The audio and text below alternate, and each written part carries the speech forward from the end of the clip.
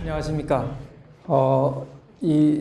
저하고 동명이인인 김낙회와 저는 한자까지도 똑같습니다. 그러나 사람은 그분이 훨씬 멋있습니다.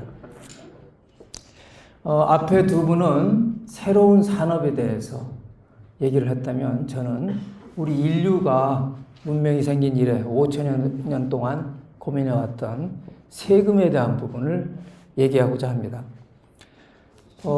세금은 국가 재정의 주요 수입 재원입니다.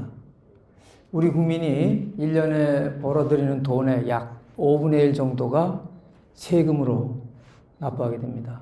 물론 국민연금이나 건강보험료와 같은 사회보험료 이런 것들을 포함한다면 그 부담 수준은 한 4분의 1 정도를 약간 넘는 그런 정도가 될 것입니다. 오늘의 주제는 이러한 국민이 벌어들인 돈의 약 4분의 1 내지 5분의 1의 세금을 과연 누구에게 어떠한 방식으로 부담하게 할 것이냐, 이러한 부분에 대해서 얘기하고자 합니다. 18세기의 영국의 경제학자 애덤 스미스는 그의 저서 국부론에서 이렇게 얘기했습니다. 세금은 각자의 능력에 비례하여 공평하게 부담하도록 해야 한다라고 언급한 바 있습니다. 그가 제시하는 이제 공평의 가치는 오늘날에도 모두가 공감할 수 있는 보편적인 가치입니다. 그런데 문제는 이 공평이라는 것을 어떻게 하는 것이 공평한 것이냐, 이게 문제입니다. 질문을 던져보겠습니다. 우리 각자 자기가 벌어들이는 돈의 5분의 1씩을 세금으로 낸다 하면 그게 공평할까요? 어떻습니까? 아마 대부분 고개를 저으십니다만 어떤 분은 공감하는 분도 계시리라고 생각합니다. 그러나 여기에 많은 분들이 고개를 저었듯이 대부분의 분들은 공평하지 않다고 생각할 것입니다. 왜일까요? 인류가 세금이라는 것을 고안해낸 이래 세금은 가진 자, 지배계층의 몫은 아니었습니다. 불과 가진 자, 지배계층이 세금을 내기 시작한 것은 얼마 안 됐죠. 그렇기 때문에 아담 스미스가 모든 사람이 각자의 능력에 비례해서 공평하게 부담해야 한다라고 한 것은 상당히 그 당시의 역사적 배경으로 볼 때 친일부된 그런 사상이었습니다. 근데 이제 근대에 들어오면서 이렇게 비례해서 부담하는 것보다는 가진 사람이 더 많이 부담하는, 누진적으로 부담하는 그러한 방식이 더 공평하지 않느냐, 이런 사상이 싹트게 되었고, 오늘날에는 그것이 이제 우리 모든 사람들에게 공감을 갖는 그러한 가치가 되었던 것입니다. 그렇기 때문에 아마 여러분들도 단순히 비례해서 세금을 납부하는 것보다는 누진적으로 부담시키는 것이 공평하지 않느냐, 아마 그렇게 생각해야 될 것 같습니다. 자, 조금 더 이제 논의를 진전시켜 보면, 그러면 능력이라는 것, 능력에 비례해서가 아니라 능력에 누진적으로 부담시키고자 하는 것이 공평한 것이라면 과연 그 능력은 어떻게 평가할 것이냐, 어떠한 잣대로 능력이 있다라고 볼 것이냐, 이 부분이 또 우리가 고민해야 될 부분입니다. 어떤 분은 소득의 많고 적음을 가지고 능력을 평가해야 된다고 하고 있습니다.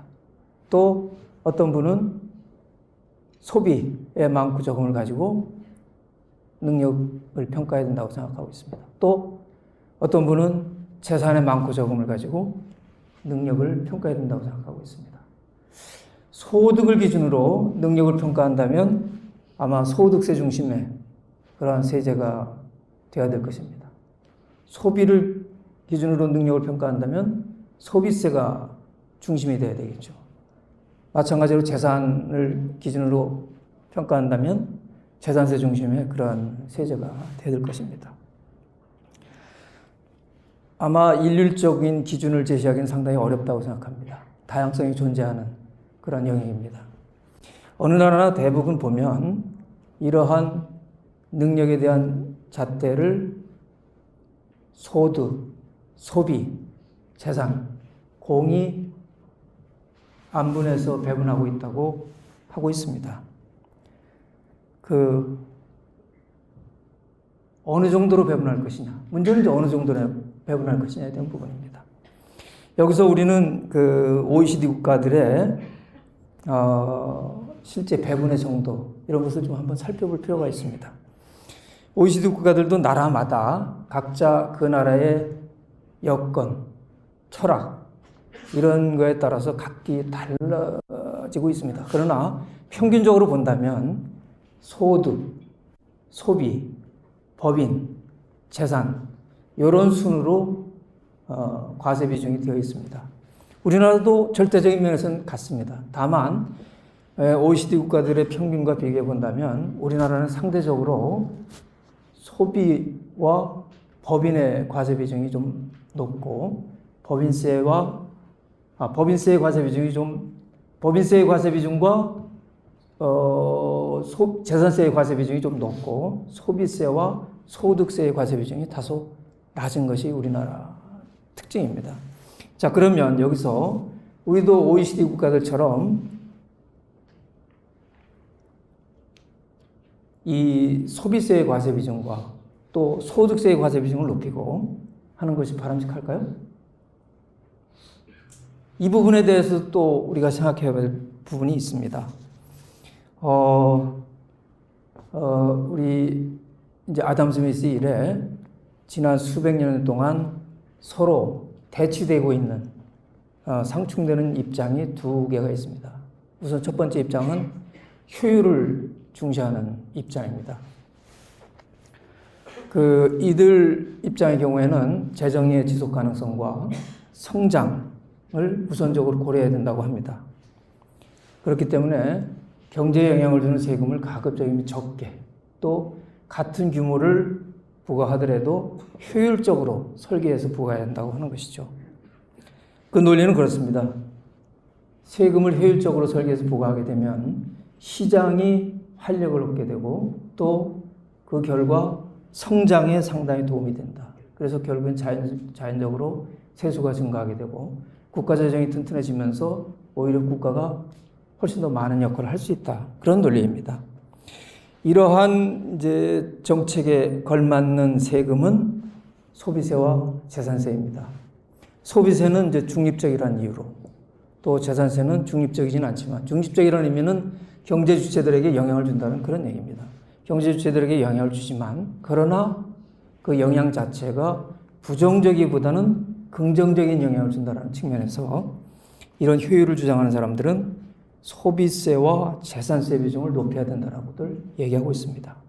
반면에 소득세 또는 법인세, 특히 법인세의 경우에는 우리 경제 주체들에게 주는 영향이 너무너무 크기 때문에 가급적이면 줄여야 된다라고 얘기하고 있습니다. 이와 반대로 되는 입장이 또 있습니다. 형평, 분배를 중시하는 입장입니다. 우리나라도 97년에 IMF 외환위기 이후에 소득의 집중화, 부의 집중화, 소위 이제 양극화 현상이 점차 심화되고 있습니다. 물론 이런 양극화 문제는 세계적인 추세이기도 합니다. 원인은 여러 가지가 있을 수 있겠죠. 인구 구조의 변화, 즉 고령화, 또는 산업 구조의 변화, 여러 가지 원인들이 있습니다만, 이러한 양극화가 심해지는 상황에서 국가의 중요한 역할 중 하나는 소득과 자산의 분배를 좀 더 적절하게 배분하는 그 역할을 해야 된다는 것이죠. 또 양극화가 완화되는 시점에서, 양극화가 심화되는 시점에서 양극화를 좀 완화하게 되면 그 자체로서도 사회 통합 또한 일면 경제 성장에 기여할 수 있는 그러한 긍정적인 효과가 있다라고들 얘기하고 있습니다. 이러한 입장에서 본다면 소득세나 재산세를 강화하는 것이 맞다고 보는 입장입니다. 앞에서 효율을 중시했던 사람들과는 정반대의 입장입니다. 또 한편으로는 법인세를 강화해야 된다는 그런 의견도 있습니다만, 저는 개인적으로는 동의하기는 좀 어렵습니다. 아무튼 소득세나 재산세와 같은 재분배에 상당히 영향을 줄 수 있는 그런 세목들을 강화해 나가는 것이 우리 국가 통합이나 공정의 가치 측면에서 굉장히 바람직하다라는 입장을 가지고 있습니다. 저는 이 부분 역시 굉장히 중요한 가치관이라고 생각합니다. 자, 그러면 우리나라의 어떤 세목별 구성비 또 앞서 보았던 효율과 분배를 중시하는 이러한 가치 철학 속에서 우리는 어떻게 해야 될 것이냐. 자, 여러분, 효율을 중시해야 될까요? 분배를 중시해야 될까요? 어떻습니까? 아마 생각이 각기 갈릴 수 있다고 생각합니다. 저는 효율과 분배의 균형점을 찾아야 된다고 생각합니다. 물론 세제를 통해서 전적으로 우리가 고민하고 있는 분배 문제를 해결할 수는 없습니다.